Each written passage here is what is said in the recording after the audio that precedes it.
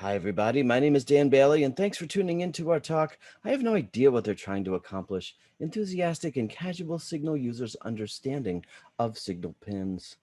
Signal is an end-to-end encrypted messaging tool that is privacy-focused, minimizing data collection from its users, offering not only secret messages, but also contacts and other metadata.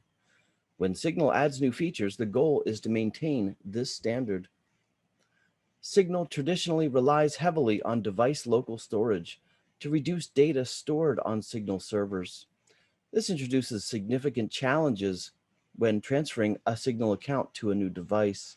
Signal added a backup restore feature to make this easier, but that means storing some data in their cloud. Obviously, it would be better to encrypt this data somehow. Additionally, Signal has relied on SMS-based authentication to verify accounts. But if they'd like to tighten the security of this, they can add another authentication factor. In order to address these issues, Signal added the Signal pin. Our research questions were as follows. Are participants aware of how and why in-app pins are used in Signal? How effective are pin reminders in assisting participants to remember pins? We won't be focusing on RQ2 very much in today's talk, so we can focus on research question 1 and 3.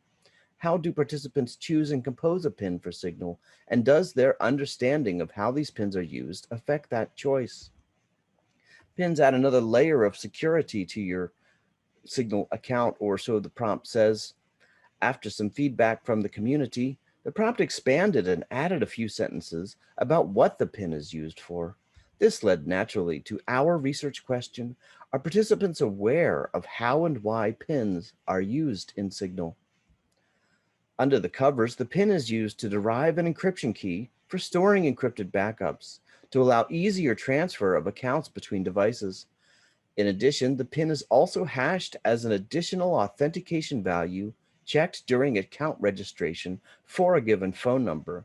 This prevents SIM swapping by adding an additional knowledge check. However, an attacker with knowledge of the PIN can effectively both SIM swap and also decrypt contact information metadata stored on Signal servers. This larger context of Signal pins can be difficult for Signal to effectively describe and be understood by Signal's users, and this is what we explore in our paper. We conducted a user study with 235 users recruited from Reddit, Signal Community Forum, Prolific, and Snowballing. The survey reached many different Signal users with different backgrounds and technical understandings. In order to gauge comprehension, we asked, in your own words, please explain how pins are used by Signal, as this would illustrate the effect of comprehension on other security-related behaviors. 56% of the participants were able to explain something about the pin, and we dubbed these enthusiasts. 44% were not, and we termed these casuals. Enthusiasts tended to say something about backup, encryption, contacts, or registration, which, as we've seen, are obviously all part of the Signal pin feature. By contrast, casuals tended to say that they just don't know what Signal pin is being used for, with substantial numbers of them thinking it had something to do with unlocking the app or protecting messages, which it does not. To illustrate this disparity, one of our enthusiasts said, it protects data like settings and group membership and Signal contacts that will be stored on Signal servers using SVR. Nothing in the prompts that I just showed you says anything at all about Signal servers or about SVR. That means that this enthusiast was getting additional information from supplemental sources over and above what is in the app in order to understand the Signal pin feature. By contrast, our casual says, I have no idea what they're trying to accomplish, and explains why. From this, we can see that for at least some participants, the in-app prompts are not successful today in conveying the right information. So our research question 3, how do participants choose and compose a pin for Signal, and does their understanding of how these pins are used affect that choice?